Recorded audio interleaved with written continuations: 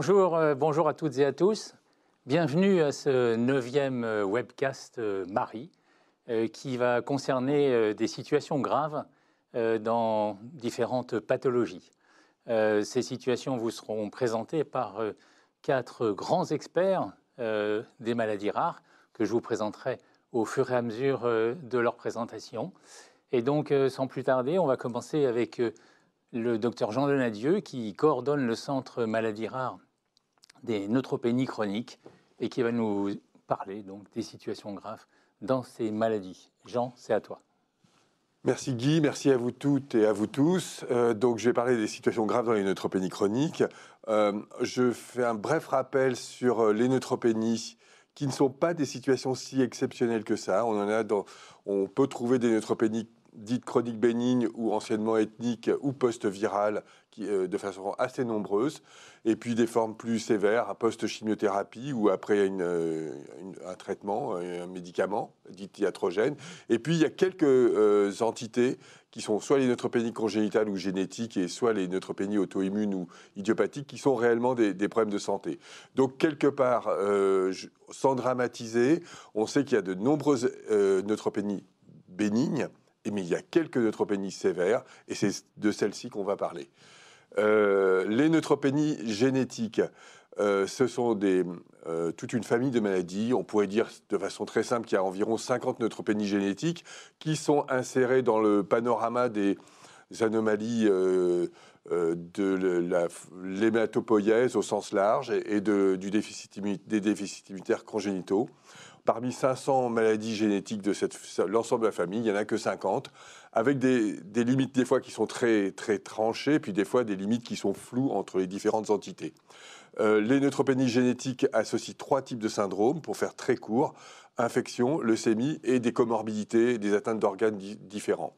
Je ne parlerai ici, pour simplifier l'exposé, que d'une neutropénie génétique qui s'appelle la neutropénie ELAN, car c'est une neutropénie, entre guillemets, pure, sans comorbidité, sans déficit lymphocytaire. Si on parle de situations graves, on parle de situations qui rendent nécessaire une intervention médicale rapide, urgente, lourde et décisive pour la vie du patient. Et ceci correspond, pour les neutropénies congénitales ou chroniques, à 2 situations qui sont les infections aiguës et les myélodysplasies. Infection aiguë. Le mieux est toujours de parler d'une histoire clinique. Et donc, je vais vous parler d'un enfant avec une histoire qui a été discutée et qui a été publiée par l'équipe du CHU de Montpellier, de pédiatrie, qui est une petite fille qui présentait une neutropénie génétique, ELAN, et qui, dès la naissance, va être identifiée parce que son père était porteur de l'anomalie. Et on la prend en charge avec de l'oracyline, et une prophylaxie des infections avec de l'oracyline et du Bactrim. La situation dans les premiers, disons, la première année de vie est assez habituelle. Alors, il y a quelques situations graves, mais qui ont été gérées très facilement. Une première fois vers l'âge de 5 mois, avec une lésion du siège qu'on pourrait appeler ecthyma gangrénosum. En tout cas, on a retrouvé un Escherichia coli. Cette situation évolue favorablement sous augmentin. On pourra discuter de l'antibiothérapie, mais elle évolue favorablement sous augmentin, sous GCSF. Ceci se reproduit à plusieurs reprises entre 5 mois et 9 mois, mais la situation semble assez facile à gérer. Et puis, il y a une deuxième séquence. Et là, on voit que ça devient grave. 14 mois, elle est hospitalisée pour de la fièvre, un sang inflammatoire. On cherche un sang infectieux. Un foyer infectieux, on ne le trouve pas. On la traite empiriquement par de la tazocilline, puis du méropenem et de la vancomycine. On met du GCSF à des doses qui sont déjà assez significatives, 20 microgrammes kilo. 2 semaines d'hospitalisation, elle sort améliorée, mais pratiquement 2 semaines après, ça récidive. Pareil, on ne retrouve pas de foyer infectieux et on est un peu embêté. Ça a l'air de se contrôler. On semble s'en sortir. Et puis, mais non, 2 semaines plus tard, elle est réhospitalisée, une CRP qui est autour de 300, et on cherche un foyer infectieux, on utilise le PET scan. Le PET scan identifie un foyer hépatique qu'on va identifier aussi sur le scanner, donc avec une masse du dôme du foie très, très haute, et on essaie de la traiter en ayant plusieurs a priori, infection bactérienne, infection fongique, On ne trouve pas vraiment le germe de façon directe et on est un peu dans l'empirisme, un empirisme assez actif du GCSF qui va être monté de 20 microgrammes kilo, 30 microgrammes kilo, 50 microgrammes kilo, et puis des antibiotiques qui sont élargis vers les antifongiques. Mais la situation ne répond pas. Et plus que ça, après 3 mois et demi de cette prise en charge, il persiste une CRP très élevée. Le volume de la masse augmente sur les différentes mesures, en écho, en scanner, et on commence à être très préoccupé. On est préoccupé parce que cette masse est très mal placée. Il y a un staff avec les équipes chirurgicales, on parle d'hépatectomie, on parle aussi de risque d'hépatectomie complète, parce que si l'intervention se termine mal, et ça se termine pour une décision intermédiaire d'une biopsie dirigée pour essayer de trouver le germe.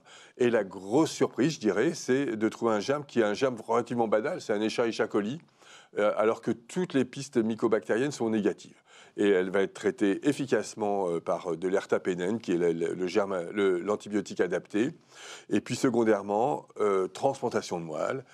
Et je passe le long chemin, mais on est maintenant pratiquement 5 ans après. Et 5 ans après, cette gamine a récupéré une hématopoïèse normale, une qualité de vie normale, et est en CE1 et va très bien. Donc voilà, donc c'est situation grave, pas instantanée. Pour le coup, ce n'est pas une urgence dans la minute, mais c'est une urgence sur quelques mois qui se constitue. Ceci a été revu avec un travail plus global sur l'ensemble de la cohorte des patients ELAN. Ce qu'on peut dire, c'est que ces patients présentent des infections graves, mais à une fréquence qui est peut-être inférieure à celle des patients qui reçoivent une chimiothérapie, ce qui est un peu désarçonnant. On a l'impression que c'est pas si grave que ça, mais quand c'est grave, c'est très grave. On a dessiné une courbe de Kaplan-Meier d'apparition des infections graves. Ça apparaît tôt, mais pratiquement tous les patients qui ont cette mutation ELAN vont faire au cours de leur vie une infection grave, mettant en jeu leur vie. Ce qui est la caractéristique particulière, c'est qu'il n'y a pas d'infection fongique. Comme on a peu de temps, je passe tout de suite à la deuxième aspect, leucémie. Les neutropénies génétiques, on peut toutes les considérer comme des maladies qui prédisposent au risque leucémique de façon variable. Il y en a qui ont un risque de leucémie qui sont presque à 80%. Il y en a qui ont un risque de leucémie à 30%. Et les ELAN ont un risque intermédiaire, mais à 15-20%. Mais en tout cas, dans tous les cas, on a un événement germinal, puis des événements moléculaires secondaires, puis une catastrophe avec une myodysplasie, une leucémie. J'illustre ce cas par une histoire clinique qui est celle d'un enfant suivi dans notre hôpital. Le diagnostic est fait à l'âge de 8 mois. On avait noté qu'à 1 mois de vie, il avait présenté déjà une omphalite à Staphylococcus aureus. Puis à 7 mois, il présentait une pleuropneumopathie. Il a une mutation ELAN. Il est traité par GCSF avec des doses qui sont déjà importantes. On a besoin de 20 microgrammes kilo jour de GCSF pour obtenir un état clinique satisfaisant, mais on a une réponse très médiocre sur les neutrophiles. Il y a 500 neutrophiles avec 20 microgrammes kilo. Cette situation, au moment où on fait le diagnostic, on la discute en staff de greffe de moelle. On est quand même gêné par une chose, c'est qu'on n'a pas de donneur à proposer pour cet enfant. Les deux parents sont d'origine géographique assez éloignée, Afrique, Russie. Il n'y a pas de fratrie, il n'y a pas de donneur HLA identique, et les donneurs sont quand même assez médiocres en termes de compatibilité HLA. Et donc, on suspend le projet de greffe à ce moment-là. On laisse le GCSF à forte dose et on engage un suivi moléculaire avec une méthode qui est le NGS myéloïde, c'est-à-dire qu'en fait, on étudie un panel de gènes observés dans les leucémies myéloïdes chez ces patients sur un prélèvement sanguin. Et entre 3 et 5 ans, on arrive à peu près à s'en sortir. On garde le GCSF à forte dose. Il a encore quelques infections. Et le NGS ne nous montre pas d'anomalie significative, mais il est petit. Vers 5-6 ans, vers 5 ans, on observe quelques mutations du récepteur au GCSF, puis une autre mutation, STBP1. à une fréquence allélique assez faible. Et puis, à 7 ans, là, il y a une catastrophe qui s'annonce, qui est détectée par ce NGS myéloïde, avec des fréquences alléliques pour les mutations du récepteur au GCSF presque de 50%, et surtout une anomalie de copie de nombre qui suggère la présence d'une monosomie 7 qu'on va confirmer sur un myélogramme et qui, là, pour le coup, indique de façon formelle une greffe de moelle qui va être réalisée en situation immunologique un peu plus compliquée, puisqu'on va réaliser cette greffe avec sa mère, donc en situation haploïdentique. Et c'est un succès, la greffe prend, la myodysplasie disparaît. On est maintenant 2 ans après cet épisode, et il va très bien, il est en CM1, il est très fort en foot, et il a une vie normale. Donc, en résumé, neutropénie génétique, risque leucémique, toutes ces maladies sont des centres de prédisposition. Il est intéressant d'avoir un suivi moléculaire avec le NGS et la transplantation de moelle a un intérêt et on a plutôt intérêt d'anticiper sur la prolifération myéloïde et d'où l'intérêt de ce suivi moléculaire. On peut développer un peu plus, mais je pense que j'en ai déjà dit beaucoup. Et je vous remercie pour votre attention. Si vous voulez en savoir plus, vous pouvez regarder notre site internet du centre de référence neutropénie.fr. Merci. Merci beaucoup, Jean. Excellent timing. Donc, vous pourrez poser des questions dont on débattra à la fin des 4 exposés. Mais j'ai quand même le temps pour poser une question à Jean. Sur le NGS myéloïde, est-ce que ce n'est pas un examen qui a fait son apparition finalement il y a peu d'années et qui a transformé en partie ton activité? Écoutez, oui, ça change les choses parce qu'on était dans le dogme de faire des suivis médulaires pour ces enfants, c'est-à-dire avec des ponctions de moelle qu'on arrivait à plus ou moins bien réaliser de façon séquentielle et régulière, mais qui posaient un problème de compliance, quoi. On ne connaît pas de personnes qui subissent des examens médulaires tous les ans de gaieté de cœur. Et clairement, d'avoir un outil qui permet de détecter des anomalies soit de nombre, soit d'apparition génétique de façon simple sur une prise de sang, ça change complètement la donne. Ça améliore globalement la qualité du suivi, la compliance pour le suivi, et ça change vraiment les choses. Alors simplement, on n'a pas encore tout digéré, c'est une nouvelle pratique, mais cet exemple montre, l'exemple que j'ai montré là, montre que c'est utile, quoi. C'est utile et ça permet de détecter de façon non invasive des situations qui sont problématiques. Je sais que tu aimes beaucoup l'histoire. Tu nous as parlé de la maladie de Kosman, là. Non. Kosman, Rolf Kosman, 1956, il publie un article remarquable. Ceux qui aiment bien les histoires médicales, 100 pages avec le détail d'une histoire qu'on ne pourrait jamais plus publier, une histoire comme ça. Mais il va décrire une histoire du 14 enfants qui vont tous présenter des infections sévères en ayant une neutropénie, en ayant un blocage de maturation. On sait que depuis 2007, que cette entité est liée à un gène qui s'appelle AX1 et qui est distinct de ELAN. Pour donner un nom, il faut donner le nom de AX1 au centre de Kosman. Mais peu importe, ça c'est l'histoire. Je sais que Jean aime beaucoup les terminologies changent avec le temps. Merci beaucoup, Jean. Et donc, on va passer la parole à Paul Copeau, qui coordonne le Centre maladies rares des microangiopathies thrombotiques à l'hôpital Saint-Antoine. Et Paul, c'est à toi. Merci beaucoup, Guy. Je vais donc vous parler effectivement des situations graves au cours du PTT. Et pour illustrer le topo, je vais vous présenter 2 histoires. La première, c'est celle de cette patiente de 39 ans, à l'époque où nous l'avons connue, qui avait comme histoire celle d'une thrombopénie chronique depuis l'enfance, qui en fait n'avait jamais été clairement étiquetée et pas explorée de manière très exhaustive. On savait à partir de son carnet de santé qu'elle avait bénéficié d'une exsanguinotransfusion à 1 jour de vie pour ictère. On lui a connu quelques épisodes d'anémie modérée qui avaient été le plus souvent mis sur le compte de carence en fer. Et puis la prise en charge s'est résumée, si je puis dire, à une surveillance annuelle de la numération avec des chiffres de plaquettes qui était toujours situé entre 50 et 100 gigaparlitres, ce qui fait que dans ce contexte, il n'a jamais eu à être traité par quoi que ce soit. Et les événements principaux ont été que pendant ces 2 grossesses, elle a fait une aggravation de ses thrombopénies avec des chiffres de plaquettes qui sont tombés à jusqu'à 5 gigaparlitres. Des tentatives de traitement par corticoïdes, immunoglobulines se sont révélées des échecs. Et malgré tout, les 2 grossesses ont été menées à terme sans conséquences sur les 2 enfants. Et les plaquettes sont plutôt remontées par la suite. Donc tout ça a continué comme ça, sans trop d'événements, jusqu'à septembre 2014, où là est apparu, où s'est installée progressivement une insuffisance rénale avec une créatinine qui est montée jusqu'à 112 micromoles par litre. Et donc elle a été adressée, elle a vu 3 mois plus tard, à un néphrologue en ville qui a mis en évidence des signes d'hémolyse et une protéinurie dont le débit était au-dessus des valeurs physiologiques.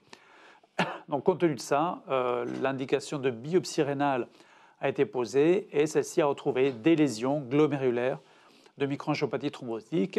Et dans ce contexte d'insuffisance rénale avec finalement cette thrombopénie, le diagnostic d'un type particulier de microangiopathie, caractérisé par une atteinte rénale, le syndrome hémolytique et urémique atypique, a été posé. Et la patiente a même eu une première injection d'un anticorps bloqueur du complément, l'éculizumab.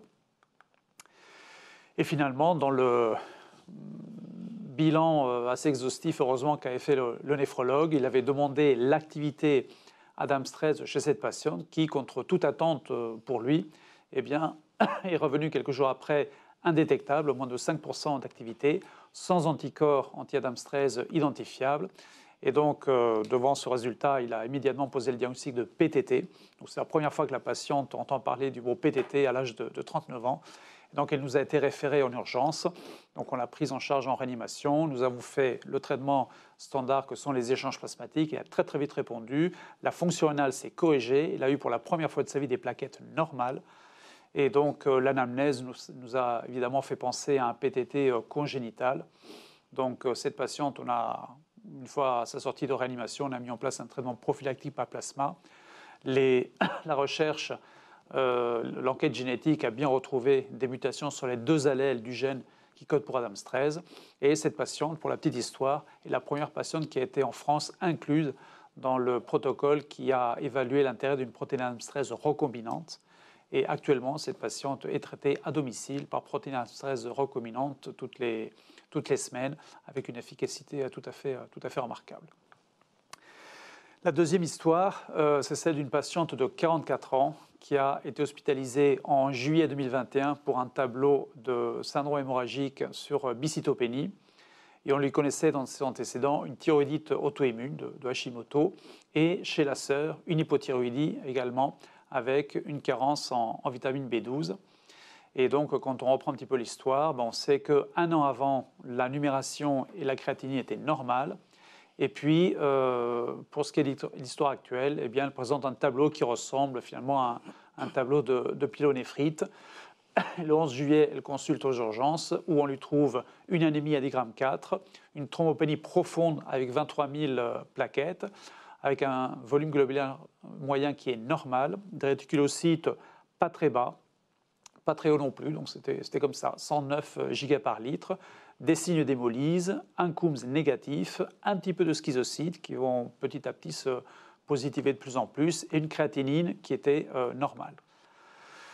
Donc devant ce tableau, donc la vraie vie c'est ça, on l'a traité par corticoïdes dans l'hypothèse d'une possible thrombopénie au moins auto-immune. Et là, des antibiotiques compte tenu de ce contexte d'allure un petit peu infectieux. Et puis, compte tenu du fait que la sœur a une histoire de carence en vitamine B12, eh bien, on lui administre de grandes quantités de B12 dans l'hypothèse d'une maladie de Biermer qu'elle pourrait avoir aussi. Le 13 juillet, elle est transférée dans un service d'aval où elle a un myélogramme qui retrouve en fait tous les arguments pour le caractère périphérique de la thrombopénie. Pas d'autres anomalies. Et à ce stade, donc, les hypothèses diagnostiques soulevées devant cette patiente sont en premier la maladie de Biermer, compte tenu du contexte familial, et puis le fait qu'elle avait des vitamines un petit peu basses, mais pas très basses. En deuxième hypothèse, une microangiopathie thrombotique, PTT ou CHU, mais, point important à souligner, il a été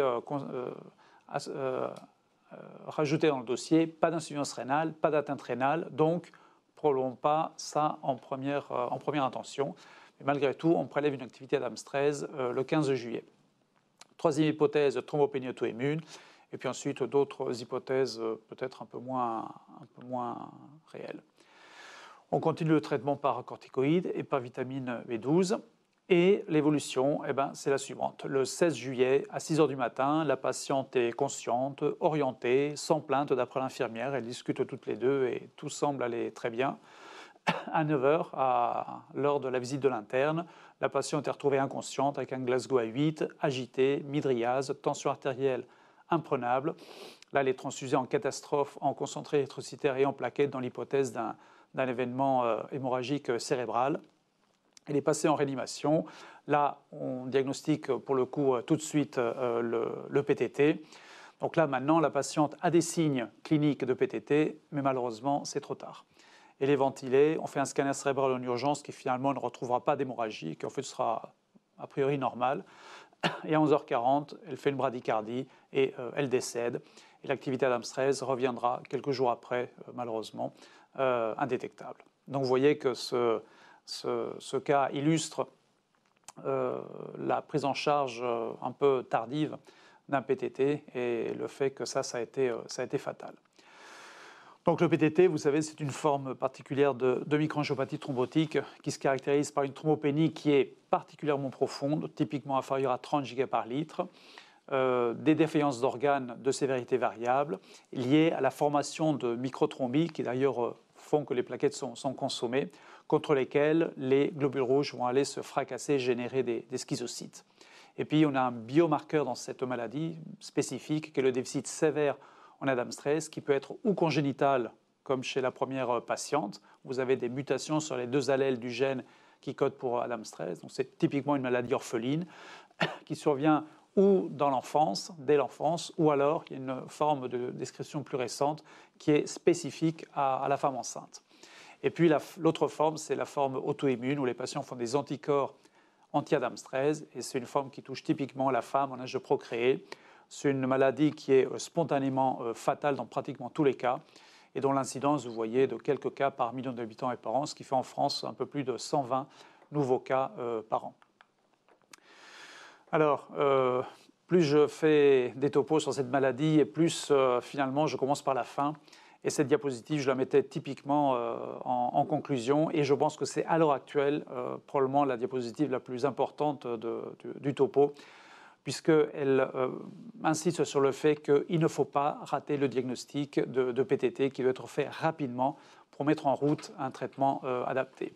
Dans le PTT, il existe une loi un petit peu du tout ou rien où si vous passez à côté du diagnostic, le malade meurt dans presque tous les cas. Et à l'inverse, avec les thérapies actuelles qui sont extrêmement efficaces, si vous faites le diagnostic rapidement et que vous commencez le traitement, près de 100% des malades s'en sortent. Donc, malgré la problématique de la faible prévalence du PTT, qui fait qu'on n'y pense pas toujours systématiquement, il faut malgré tout ne pas passer à côté et avoir à l'esprit des algorithmes simples parce qu'on ne peut pas tout connaître sur tout, mais qui malgré tout permettent de faire tilt quand on a quelques signes, on va dire, particuliers qui peuvent faire suggérer ce diagnostic. Donc, quelques mots de clinique qu'il faut garder à l'esprit justement dans ce sens. Vous avez ici les principaux éléments de la sémiologie du PTT. Et ce qu'il faut retenir, c'est que, comme je vous disais, dans la forme auto-immune en particulier, c'est une maladie qui touche typiquement les femmes en âge de procréer, donc avec un pic de fréquence autour de la quarantaine. Et regardez, ce qui est intéressant, c'est de voir la fréquence de l'atteinte cérébrale qui était, il y a plus de 20 ans, de près de 90%. À l'époque, on ne connaissait pas très bien la maladie et où on attendait que les malades aient des défaillances d'organes pour faire le diagnostic. Et vous voyez que plusieurs années après, cette fréquence d'atteinte cérébrale est tombée à 50-60%, ce qui traduit que On y pense à ce diagnostic de plus en plus souvent et au stade parfois purement hématologique, sans attendre que les patients présentent des défaillances d'organes. Et au plan biologique, vous avez des cytopénies profondes, typiquement des plaquettes à moins de 30 000 et une anémie aux alentours de 8 grammes. À l'inverse, l'atteinte rénale est modérée. Et ça a été utilisé en pratique pour dériver des scores prédictifs d'un déficit sévère en Adams-13 qui permettent de mettre en route des traitements rapidement. Et chez un patient avec un syndrome de microangiopathie thrombotique, comme vous avez moins de 30 000 plaquettes et une créatinine à moins de 200 micromoles par litre, vous avez à tous les coups un déficit sévère en Adams-13. Le traitement, il comporte des échanges plasmatiques associés à une immunosuppression par corticoïdes et rituximab et un nanocorps dirigé contre le facteur Willebrand qui s'appelle le caplacizumab. Et avec ce traitement triple initié le plus rapidement possible, plus de 95% des malades guérissent du PTT. Donc vous voyez que l'enjeu diagnostique est majeur puisque quand vous diagnostiquez le patient et qu'il entre dans le circuit de soins, il est dans presque tous les cas sauvé. À l'inverse, si on passe à côté, eh bien, il faut savoir qu'un PTT sans traitement est à risque de mort subite à chaque instant. Donc les problématiques liées au retard diagnostique sont essentiellement le fait qu'on pense encore beaucoup trop à une cytopénie auto-immune devant un PTT. Et on ne se méfie pas du diagnostic de PTT, même si parfois les patients ont des défaillances d'organes. Et on avait constaté, nous, que 20% des PTT peuvent avoir un retard comme ça au diagnostic. Et nous, on l'avait regardé chez l'adulte et chez l'enfant, la problématique est la même. Et ce travail rapporte que quand on prend une population d'enfants avec une thrombopénie auto-immune, eh bien, il y a quelques rares cas qui peuvent se révéler être des PTT. Donc, gardez à l'esprit la possibilité de ce diagnostic chez des enfants avec un PTI apparent qui auraient une anémie, des LDH un petit peu élevés ou des défaillances d'organes. Donc, il faut penser au diagnostic de PTT bien avant que les patients aient des atteintes d'organes et il ne faut plus attendre ces atteintes d'organes pour penser au diagnostic de PTT. Donc, pensez à ce diagnostic chez un patient qui a une thrombopénie avec éventuellement une anémie hémolytique mécanique et si a fortiori il y a des défaillances d'organes, évidemment, pensez-y immédiatement. Donc, en conclusion, grâce aux thérapies actuelles, la majorité des patients survivent à un épisode de PTT. Les principales causes de décès actuellement sont véritablement le retard diagnostique. Dans ce contexte, le principal facteur limitant pour améliorer encore le pronostic du PTT, c'est le délai à l'initiation du traitement. Les cytopénies auto-immunes représentent le principal diagnostic alternatif du PTT qui expose les patients à un risque de retard de prise en charge. Et donc, sensibiliser les cliniciens à ce diagnostic est un enjeu majeur pour améliorer encore le pronostic de la maladie. Merci de votre attention. Merci Paul pour cette sensibilisation à un diagnostic qui va sauver le patient. Et donc, nous allons passer à Laurence Bouillet, qui est la responsable du Centre de maladies rares des angioedèmes et qui travaille à Grenoble et qui va nous présenter aussi quelques situations graves. À toi Laurence. Merci Guy. Bonjour à tous et à toutes. Je vais donc vous parler de situations graves dans l'angioedème héréditaire. Alors là, nous sommes face à un homme qui est né en 69 et qui est connu pour être porteur d'un déficit héréditaire en C1 inhibiteur. Jusqu'à l'âge de 21 ans, il a eu 2 épisodes graves qui ont conduit à 2 trachéotomies. À l'époque, il n'y avait pas de traitement spécifique. Depuis l'âge de 21 ans, il est sous danazol 400 mg par jour, qui est un taux assez élevé, mais qui lui permettait de ne plus avoir de crise. Faussement rassuré, le patient avait arrêté depuis 2009 le traitement, car il n'avait plus de crise. Et d'autant plus que le danazol, c'était compliqué d'une prise de poids importante et d'une obésité morbide à 150 kg. Il était suivi exclusivement par son médecin traitant.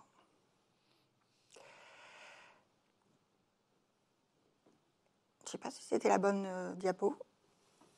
Bon.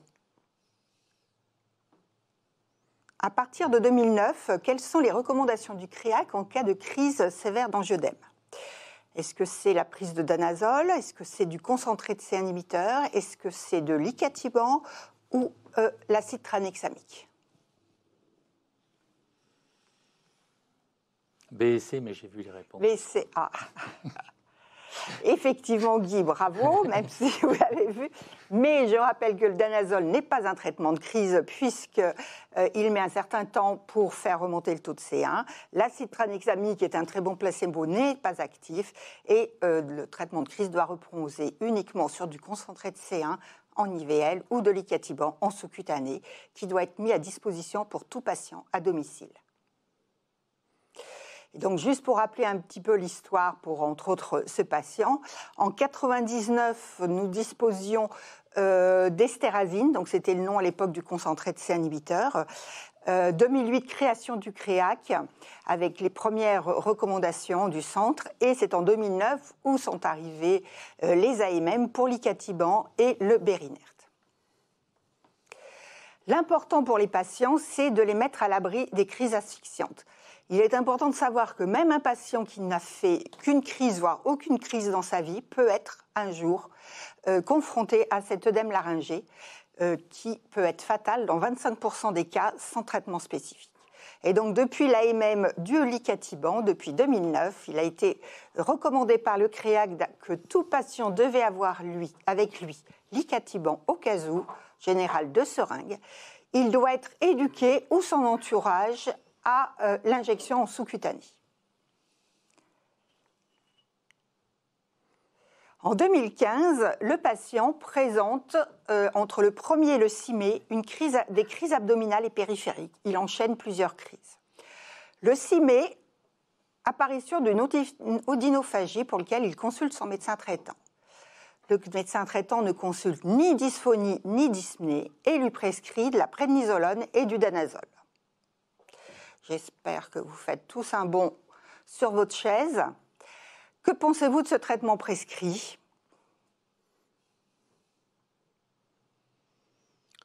Quelqu'un se lance? On sent que ça ne va pas marcher. On sent que ça ne va pas être efficace. Hein. Ouais. Effectivement, ce traitement est totalement inefficace. Les angioedèmes bradykiniques héréditaires ne répondent pas à la cortisone, ni d'ailleurs les angioedèmes allergiques d'autres causes. Le danazol est inefficace. Et qu'aurait-il fallu faire? Alors, le B. Et peut-être le A pour que le SAMU... Oui, tout à fait. On commence par le A. AB. AB, tout à fait. On appelle le SAMU, mais on s'assure que le SAMU puisse avoir le traitement spécifique de crise ou qu'en tout cas le médecin qui est dans le camion est à l'aise pour faire une cricothyroïdotomie ou une trachéotomie. L'adrénaline ne marche pas dans les angioedèmes à bradykinine, l'anxiolytique encore moins.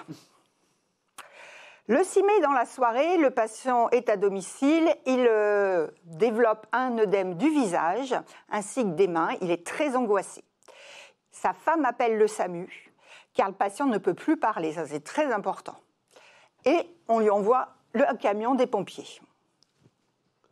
Alors, quel signe clinique aurait dû alerter le régulateur du SAMU?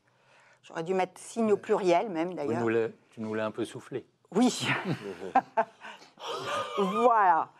Alors, effectivement, la dysphonie, en premier lieu, c'est un signe de gravité, d'urgence.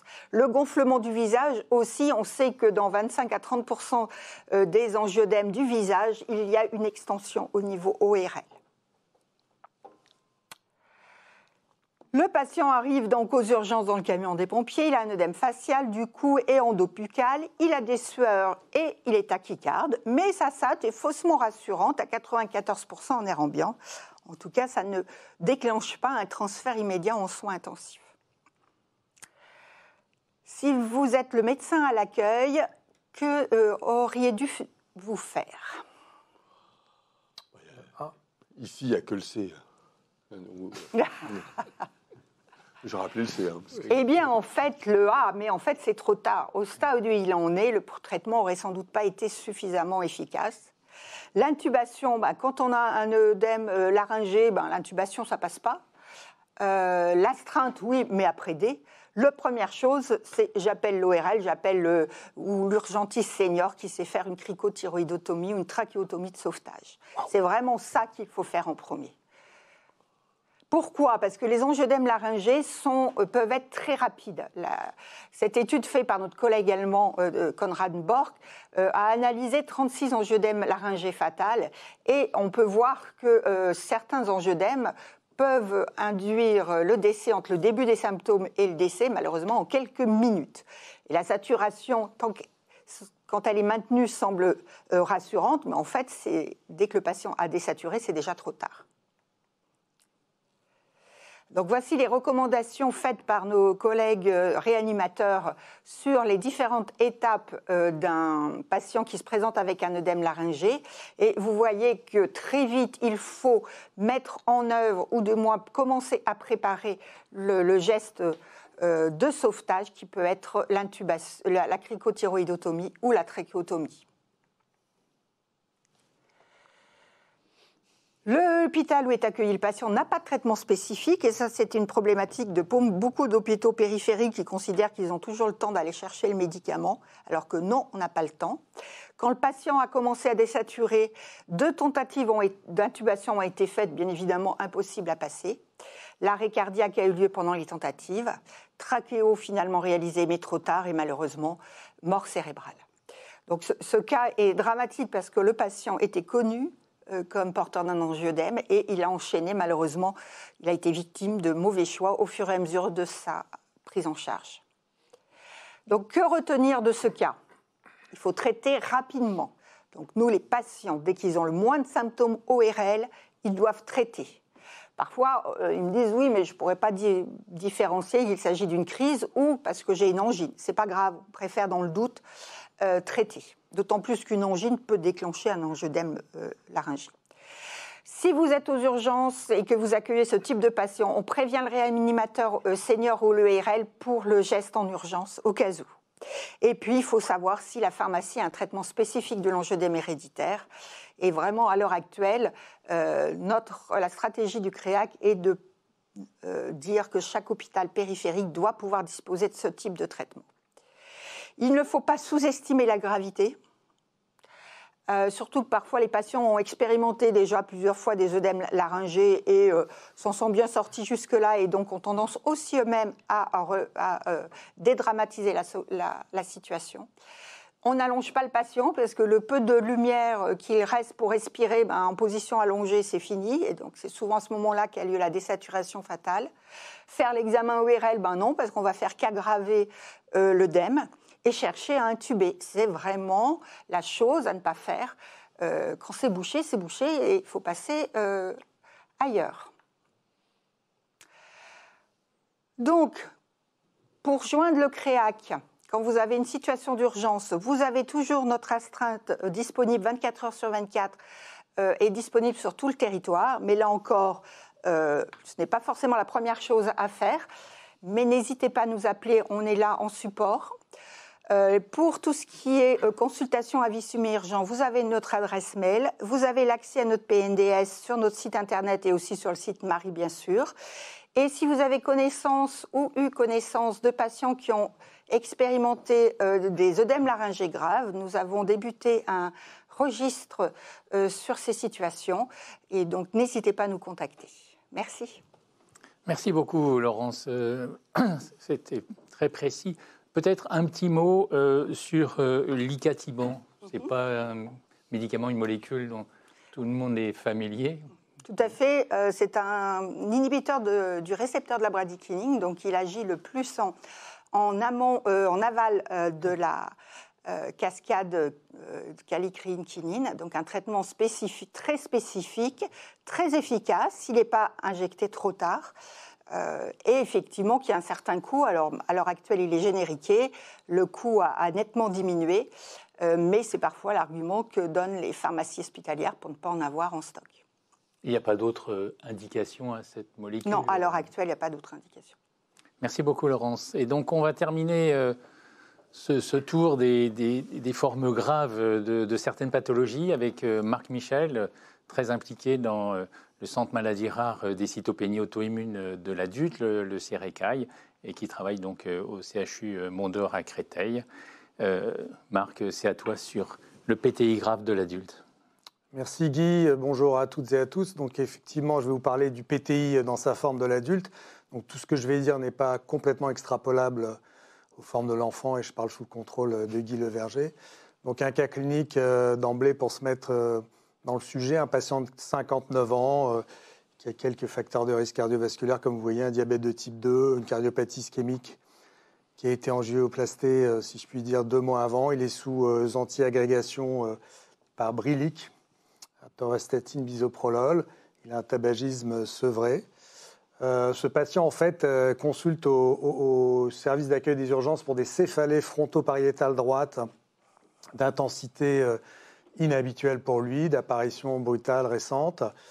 Lorsqu'on l'interroge, on retrouve la notion d'échymose d'apparition spontanée au membre inférieur, un épisode d'épistaxis, mais on est en été, le patient a dit oui, ça ne m'a pas inquiété, je prends de l'aspirine entre guillemets, enfin un traitement fluidifiant, il fait chaud, c'est la canicule, c'est un bricoleur.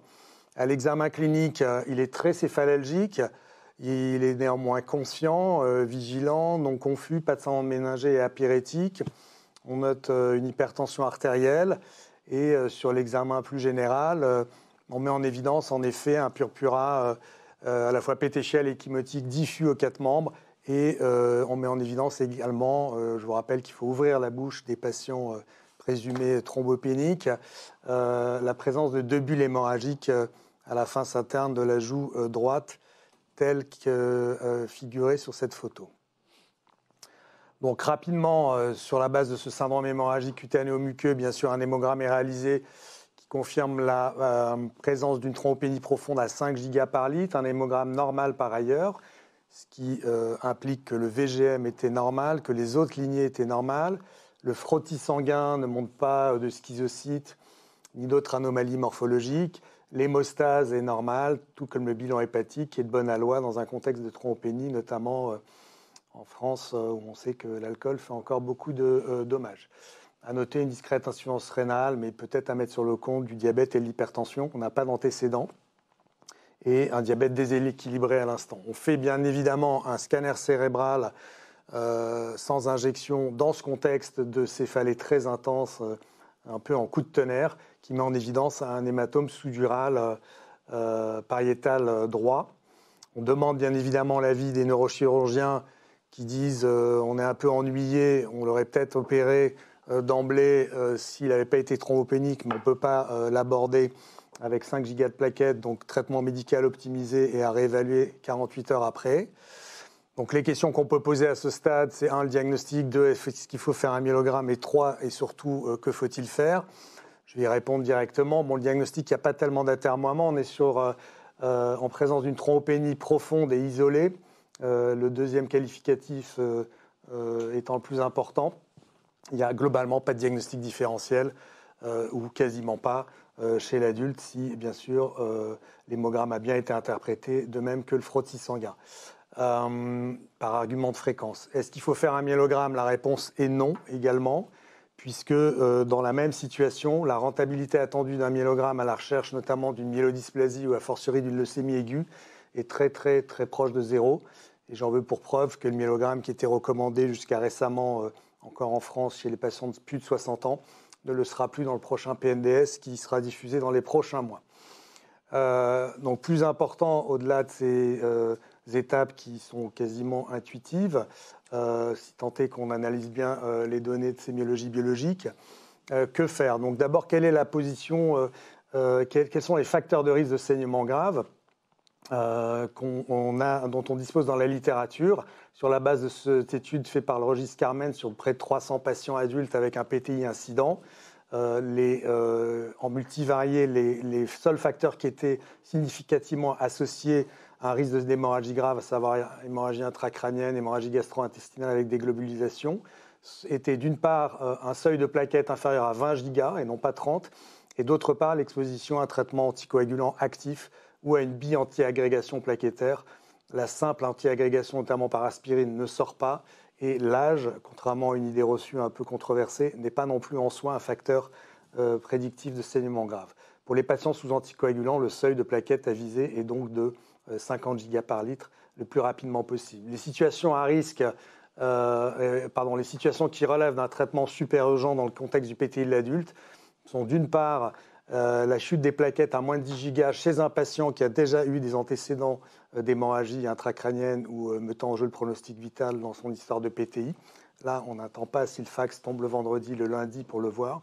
La deuxième situation, c'est chez un patient non connu au préalable, comme chez ce patient, la survenue d'un hématome intracrânien spontané, d'une hémorragie éventuellement gastro-intestinale active ou plus rarement d'une hématurie macroscopique avec déglobulisation. La cible des plaquettes pour le cas présent, hémorragie intracrânienne à atteindre le plus rapidement possible, c'est 100 gigas par litre. Et accessoirement, pour une intervention neurochirurgicale, en tout cas programmée, bien sûr il y a des exceptions, les anesthésistes de neurochir requièrent également ce seuil de 100 gigas. Donc je vous rappelle que la réponse est graduée. La réponse thérapeutique devant un PTI nouvellement diagnostiqué de l'adulte, elle est graduée en dessous d'un seuil de 30 gigas de plaquettes en fonction du phénotype clinique du patient, partant d'une corticothérapie seule si le patient est peu ou pas symptomatique, implémentée par l'ajout d'immunoglobuline polyvalente à la dose d'1 gramme kilo J1 répété éventuellement à J3 en l'absence d'amélioration en cas de signe muqueux. Et dans les formes avec mise en jeu du pronostic vital, comme ici, on fait la totale thérapie, c'est-à-dire les IGIV, les fortes doses de corticoïdes, les transfusions de plaquettes, plus ou moins des alcaloïdes de la pervenche. On peut se poser deux questions. Est-ce que les transfusions de plaquettes sont dangereuses dans le PTI? La réponse est non.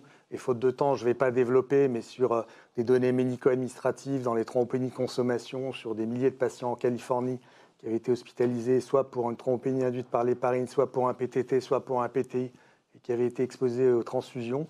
On voit que dans les jours qui suivent la transfusion, il y a un effet nul, neutre en termes de morbimortalité cardiovasculaire dans le PTI. En revanche, si vous transfusez en plaquette un PTT ou a fortiori une TIH, s'agissant de microthrombose dans la circulation distale, vous risquez d'accroître éventuellement le processus. Donc non, les transfusions de plaquettes dans le PTI ne sont pas dangereuses, mais ça reste un produit coûteux et précieux. Sont-elles efficaces? On a peu de données en prospectif. Il y a quelques petites séries comme celle-là qui montrent que si le rendement est de très courte durée, il n'en est pas moins significatif chez la plupart des patients quand vous êtes dans les 2 à 3 premières heures après la transfusion. Là, c'était une dizaine de patients avec des hémorragies graves. Et vous voyez la cinétique de remontée des plaquettes. À H24, ils sont tous revenus ou quasiment à l'état de base.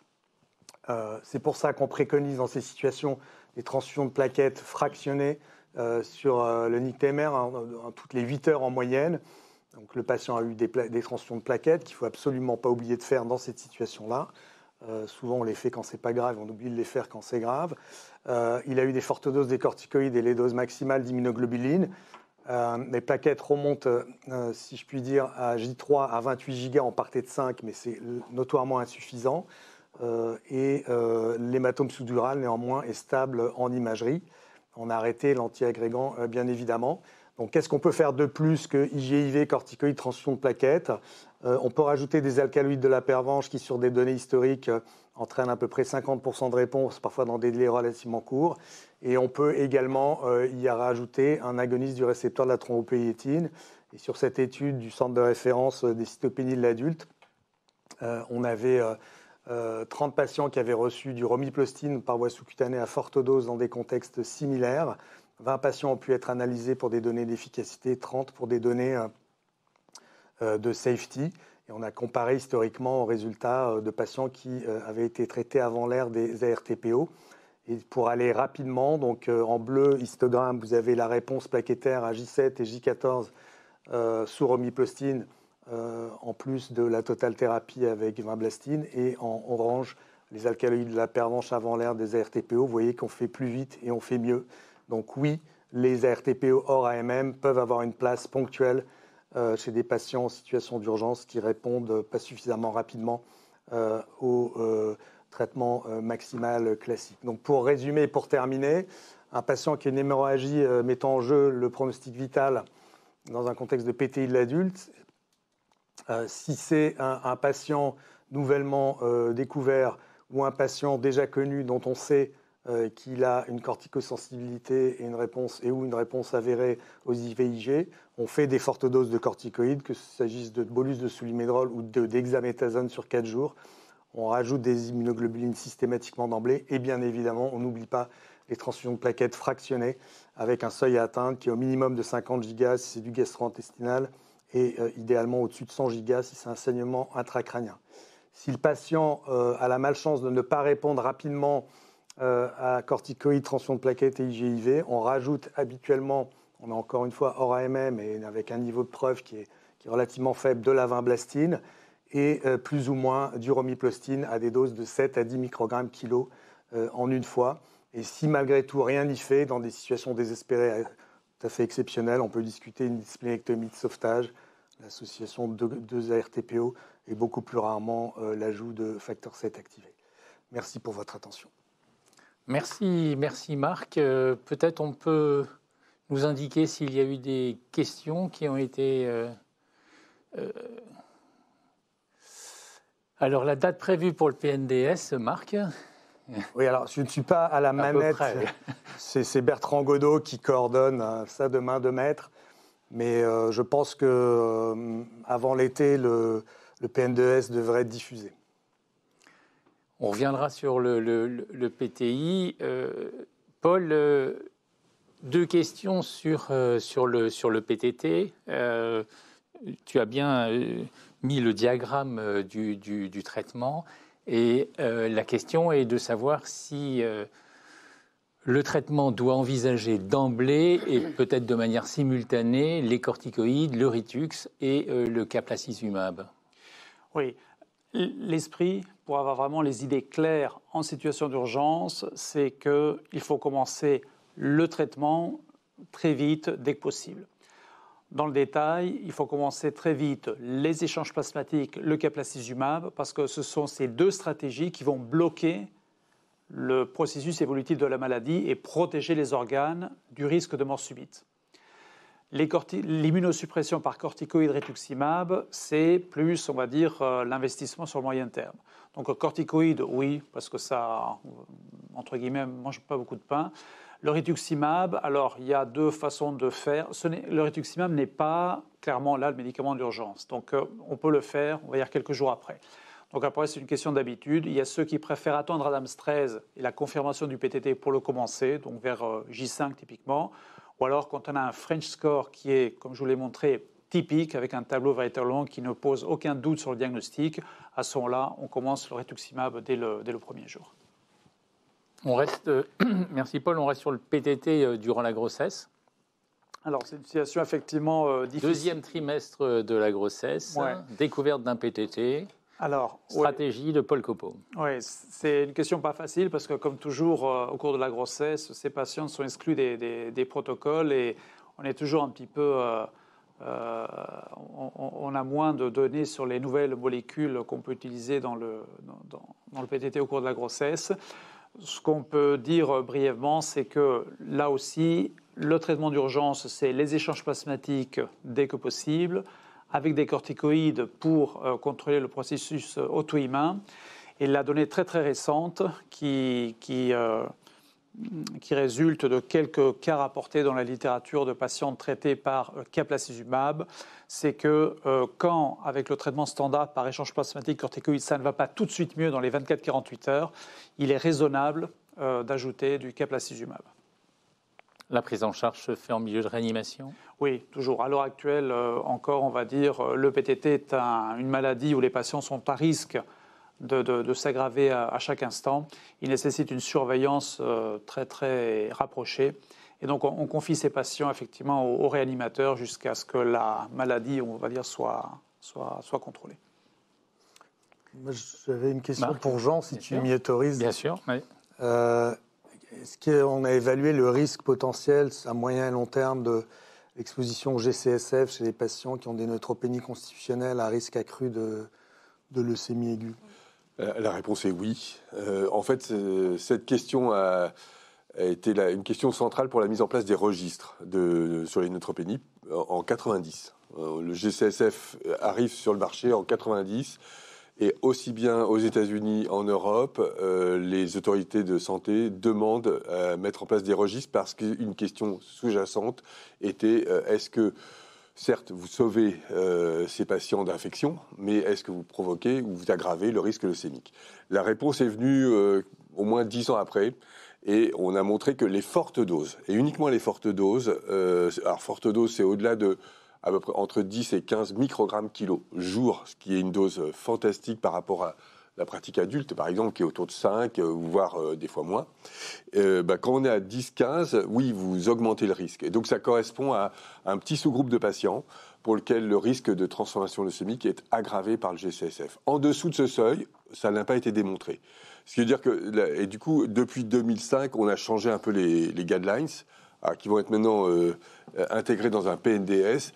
Au-delà d'un seuil qu'on a estimé à 10 ou 10-12 microgrammes, on envisage la transplantation de moelle parce que le bénéfice du G est modeste, il garde des infections et le risque, il est important en termes de risque leucémique.